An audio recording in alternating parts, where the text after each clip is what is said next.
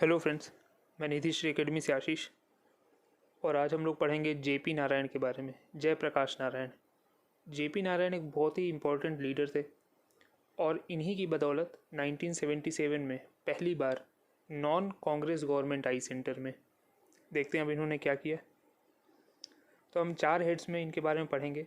एक तो जेपी का आइडिया ऑफ सोशलिज्म, फिर कैसे उन्होंने गांधी जी के सर्वोदय को आगे बढ़ाया, गांधी जी की आइडियोलॉजी सर्वोदय को कैसे उन्होंने आगे बढ़ाया, पार्टीलेस डेमोक्रेसी के बारे में उनके क्या विचार थे, और लास्ट में जो बिहार में उन्होंने टोटल रेवोल्यूशन किया।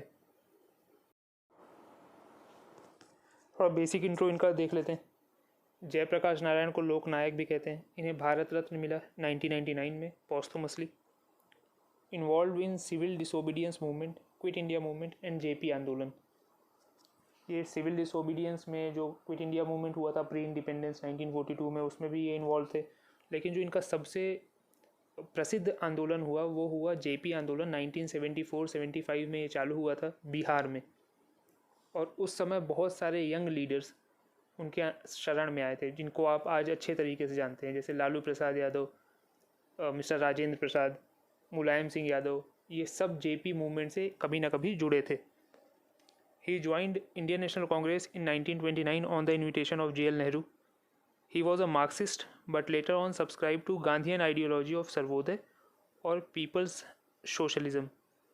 इनिशियली ये मार्क्सिस्ट विचारधारा को फॉलो करते थे, लेकिन बाद में ये गांधी जी के इन्फ्लुएंस में आए और उन्होंने सर्वोदय फॉलो करना शुरू किया। एक नया सोशल ऑर्डर, एक नई तरीके का सोशलिज्म जिसका मूल अर्थ इक्वलिटी था कि समाज में इक्वलिटी लाने के लिए ये सर्वोदय चालू हुआ था। सर्वोदय के बारे में थोड़ा देखते हैं। अब जैसे कि मैंने बताया कि जेपी नारायण जो है मार्क्सिज्म को फॉलो करते थे। तो Marxism is a classic form of socialism which gives emphasis on distribution of wealth. Marxism अपने आप में बहुत बड़ी विचारधारा है, लेकिन अगर इसका हम इकोनॉमिक इम्पैक्ट देखें तो it gives emphasis on distribution of wealth. Distribution of wealth का मतलब होता है distribution of economic asset from higher rungs of society to lower rungs of society. It is distribution of ownership of assets. जैसे for example अगर India के context में देखें तो जो लैंड रिफॉर्म्स नेहरू जी ने किए थे, जहाँ पे फ्यूडल लॉर्ड से ज़मीन ले ली गई थी और फिर डिस्ट्रीब्यूट किया गया था, उसको एक तरीके से इकोनॉमिक डिस्ट्रीब्यूशन हम लोग मान सकते हैं। JP added more value that is sharing of wealth. JP को ये मार्क्सिज्म अधूरा लगा कि भाई डिस्ट्रीब्यूशन ऑफ वेल्थ तो हो गई, एक बार वेल्थ डिस्ट्रीब्यूट हो गई, उसके बाद ये आपस में शेयर कैसे हो रही है, इसके बारे में जेपी ने ज़्यादा बल दिया। The sharing of wealth bears ideal of equality. For JP socialism doesn't apply to materialistic sense of equality but is a mean to attain freedom from every possible exploitation of a man by a man. Equality का मतलब JP के लिए सिर्फ economic equality नहीं थी, हर तरीके का exploitation society के अंदर बंद होना चाहिए। ये जेपी का मेन मकसद था और यही वजह थी कि वो एक नया सोशल ऑर्डर चाहते थे। और इस सोशल ऑर्डर के लिए, एक नए सोशल ऑर्डर के लिए उन्होंने क्या किया वो अभी आगे स्लाइड में है। Sarvodaya literally means rise of all, सभी का उदय हो, इसका मतलब सर्वोदय है। And JP was the believer of this fact that a society can not be good until an individual man is morally and spiritually upright। थोड़ा सा सोशलिज्म को उन्होंने स्पिरिचुअलिज्म से भी जोड़ा कि सोशलिज्म बहुत ही ज़्यादा मटीरियलिस्टिक कंसेप्ट है। इंडियन सोसाइटी के हिसाब से इसमें स्पिरिचुअलिज्म की कमी है, उसको जोड़ा और ये भी बताया कि सोसाइटी में हर इंसान को मोरली अपराइट भी होना चाहिए, अदरवाइज इक्वलिटी कभी भी ख़त्म नहीं होगी। Sarvodaya is a new social order where society will be classless, stateless and casteless. Classless और कास्टलेस का मतलब तो आप लोग समझ गए। स्टेटलेस का मतलब ये होता है कि जहाँ पे गवर्नमेंट मशीनरी की सबसे कम इंटरफेरेंस हो, ऐसी सोसाइटी चाहिए। पार्टीलेस डेमोक्रेसी के बारे में जानते हैं। ह्यूमन सोसाइटी में बहुत सारी फैलिसीज़ हैं, और फैलिसीज़ क्यों हैं, कमियां क्यों हैं। एक तो इनइक्वल डिस्ट्रीब्यूशन ऑफ वेल्थ जो हमने पिछले स्लाइड में देख लिया है, plus degradation of human values. Human values degrade हो रही हैं, शायद इसीलिए स्पिरिचुअलिज्म उन्होंने ऐड किया सोशलिज्म के साथ। And political parties are further aggravating these fallacies. इन फैलिसीज़ को पॉलिटिकल पार्टीज़ आगे बढ़ा रही हैं। Main function of political parties is to gain power और retain power, and with power comes violence. और जिस भी सोसाइटी में वायलेंस होता है वो सोसाइटी कभी भी जस्ट सोसाइटी नहीं हो सकती, उसमें कभी भी इक्वलिटी नहीं हो सकती, मतलब वायलेंस तो हो ही रहा है सोसाइटी में। He propose a society in which power will be decentralised and individual will be able to act as a sovereign. Decentralisation of power की उन्होंने डिमांड की। Allegiance to a political party implies alienation toward social wellbeing. जाहिर सी बात है, अगर कोई political party का सपोर्टर है, कोई पॉलिटिशियन है, उसकी आंसरेबिलिटी और अकाउंटेबिलिटी अपनी पॉलिटिकल पार्टी के लिए होगी, ज़्यादा होगी, और सोसाइटी के लिए बहुत कम होगी। The concept of decentralisation was the fundamental principle behind the rise of PRI। ये जो पंचायती राज इंस्टीट्यूशंस जो अभी चालू हुए, विलेज पंचायत, पंचायत समिति, फिर ज़िला पंचायत, ये डिसेंट्रलाइजेशन ऑफ पावर को ध्यान में रख के इन पंचायती राज समितियों का इस्टेब्लिशमेंट हुआ। तो ये भी कहीं ना कहीं इसी फंडामेंटल प्रिंसिपल से आधारित हैं। He demanded welfare societies instead of welfare state, where people plan and carry out welfare work for themselves. जाहिर सी बात है, कंसेप्ट ऑफ वेलफेयर स्टेट जो नेहरूवियन सोशलिज्म की एक आधारशिला थी, उसको उन्होंने सीधे डिनाउंस किया। वो एक वेलफेयर स्टेट नहीं चाहते थे, सेंट्रलाइज सिस्टम नहीं चाहते थे, बल्कि डिसेंट्रलाइज सिस्टम यानी वेलफेयर सोसाइटी चाहते थे, जहाँ पे लोग अपनी देखभाल खुद कर सकें।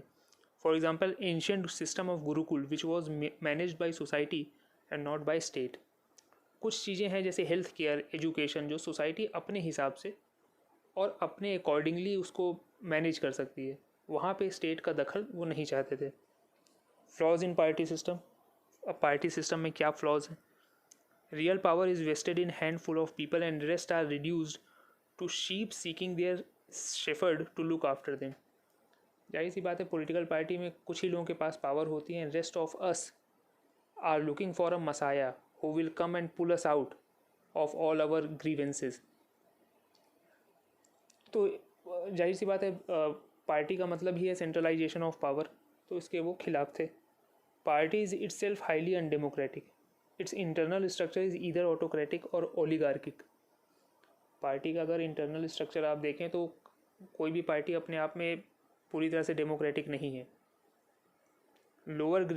Local grievances are exploited and every move aim at either gaining or retaining power। जैसे कि पिछली स्लाइड में भी बताया कि पार्टी का मेन काम पावर गेन करना और रिटेन करना है। सही या गलत पार्टियां डिसाइड नहीं करती कि क्या सही है क्या गलत है। जो भी लोकल ग्रीवेंसेस हैं, जो पॉपुलर डिमांड्स हैं, उनको उठाया जाता है, उनको केटर किया जाता है और सत्ता में आया जाता है। जयप्रकाश नारायण एक नया पॉलिटिकल सिस्टम इनविसाज कर रहे थे, जहाँ पर centralise system should be replaced by decentralise system. Decentralisation of economy या डिसेंट्रलाइजेशन ऑफ पॉलिटिकल पावर बहुत पहले से डिमांड कर रहे हैं। Welfare state should be replaced by welfare society where every individuals are sovereign and enable to create their own welfare system. पिछली slide में भी देखा। The new political structure envisaged by JP was pyramidal in form, with its base the general village body where villagers elect their representative called panchayat to run the village administration। अगर आप पंचायती राज institutions के बारे में पढ़ें तो जिस प्रकार पंचायती राज इंस्टीट्यूशन काम करता है, यानी सबसे जो लोएस्ट लेवल होता है उसका विलेज पंचायत, जहाँ पे डायरेक्ट इलेक्शन होते हैं। उसके बाद जैसे जैसे ऊपर बढ़ते जाते हैं, पंचायत समिति, ज़िला परिषद, वहाँ पे इलेक्शन का फॉर्म जो है इनडायरेक्ट हो जाता है। These village panchayats are integrated to form panchayat समितिज। Panchayat communities would federate themselves to district communities। ठीक है, जैसे टिपिकल पंचायती राज में होता है। अब district community into provincial community and provincial community would integrate to form national community. यानी पॉलिटिकल पार्टीज़ का रोल ही ख़त्म हो गया। अब पॉलिटिकल पार्टीज़ अपने कैंडिडेट्स नहीं खड़े कर रही हैं, लोग अपने कैंडिडेट्स को स्वयं चुनेंगे। विलेज लेवल पे डायरेक्ट इलेक्शन होगा, उसके बाद इनडायरेक्ट इलेक्शन होते चले जाएंगे। सारे डिस्ट्रिक्ट्स मिलके अपनी प्रोविंशियल कम्युनिटी चुन लेंगे कि जो प्रोविंशियल सरकार होगी उनकी। सारे प्रोविंशियल कम्युनिटीज़ मिलके अपना एक नेशनल गवर्नमेंट चुन लेंगे, कुछ ऐसा, जहाँ पे पॉलिटिकल पार्टीज़ का अस्तित्व ख़त्म हो गया। अब नया सोशल ऑर्डर को इस्टेब्लिश करने के क्या तरीके हैं? पहला तो एजुकेशन। एजुकेशन पर JP का अपना बहुत बड़ा ओपिनियन था कि एजुकेशन सिस्टम कैसा होना चाहिए, एजुकेशन पॉलिसी कैसी होनी चाहिए। हालांकि इतना जानना ज़रूरी नहीं है एग्ज़ाम पॉइंट ऑफ व्यू से, मतलब ये हम न्यू सोशल ऑर्डर ये हम बिल्कुल जल्दी से देखेंगे। So that new values to be injected for sustaining a non violent society, कुछ नई वैल्यूज़ नई अगली पीढ़ी तक इंजेक्ट हों ताकि एक नॉन वायलेंट और एक जस्ट सोसाइटी बन सके। कंस्ट्रक्टिव वर्क पे गांधी जी ने भी बहुत जोर दिया था, जैसे स्पिनिंग व्हील हो गया, खादी का प्रमोशन हो गया। It will encourage and enthuse people to start acting for their own. Satyagraha हो गया, सत्याग्रह ताकि हम अपने मोरल एथिक्स से जुड़े रहें। Will enable people to stick to the truth and compel others by their moral force to do right things for community. वही जो मैंने बताया। प्लानिंग इनिशियली क्या है, जब नेहरूवियन 5 ईयर प्लान्स पहले के ज़माने में हुआ करते थे, अब तो खैर नीति आयोग आ गया। तो पहले क्या होता था, सब कुछ सेंट्रलाइज्ड अप्रोच होती थी, सेंटर से डिसीजन लिए जाते थे और फिर वो स्टेट पे, फिर डिस्ट्रिक्ट लेवल पे, फिर विलेज लेवल पे उन पे एक तरह से थोपा जाता था। तो जेपी ने कहा कि कोई सेंट्रलाइज्ड अप्रोच नहीं होनी चाहिए, बॉटम अप्रोच होना चाहिए कि जो भी गांव लेवल की जो समस्याएं हैं या ज़िले की जो समस्याएं हैं वो नीचे से ऊपर की तरफ अगर उनका प्रोग्रेशन हो, कि नीचे शिकायतें इकट्ठी हों और ऊपर उनका समाधान, तो वो ज़्यादा बेहतर होगा किसी भी सोसाइटी के लिए। अब थोड़ा सा टोटल रेवोल्यूशन की तरफ भी देख लेते हैं। द टोटल रेवोल्यूशन और संपूर्ण क्रांति was started to bring paradigm shift in the socio political order where JP demanded Bihar government to resign. Later on, Allahabad High Court found Indira Gandhi guilty of violating electoral laws, and this movement was shot up to a new height. ये जो उनका एक नया social order था उसको स्थापित करने के लिए जेपी ने टोटल रेवोल्यूशन की मांग की, यानी संपूर्ण क्रांति की। और ये चीज़ और भी ज़्यादा एग्रावेट हो गई क्योंकि ये अगेंस्ट गवर्नमेंट थी, अगेंस्ट पॉलिटिक्स थी, ये जो इस्टेब्लिश्ड सिस्टम था उसके अगेंस्ट था ये पूरा क्रांति। ये चीज़ें और भी ज़्यादा बढ़ गई, और भी ज़्यादा किसी नए हाइट पे पहुंच गई जब वो राजनारायण वाला केस हुआ था, जिसमें इंदिरा गांधी को इलाहाबाद हाई कोर्ट ने फॉर वायलेटिंग इलेक्टोरल लॉज उनको डिस्क्वालीफाई कर दिया था। तो Jayaprakash once stated that total revolution is a combination of 7 revolution: political, social, economic, cultural, ideological, intellectual, educational and spiritual. पूरी संपूर्ण क्रांति हर तरीके से सोसाइटी को वो रिवैम्प करना चाहते थे, रीसरेक्ट करना चाहते थे, इसके लिए संपूर्ण क्रांति थी। और यही संपूर्ण क्रांति थी जिससे बहुत बड़े बड़े नेता जुड़े। उस समय तो खैर वो जस्ट छात्र नेता थे, लेकिन आज के ज़माने में वो काफ़ी बड़े नेता हैं जो लोग टोटल रेवोल्यूशन से जुड़े हैं। टोटल रेवोल्यूशन का मेन एम ये था कि to bring in change in the existing society that is in tune with the ideals of Sarvodaya. Society में वो चेंजेस आ सकें जो सर्वोदय के साथ यूनिसन में है।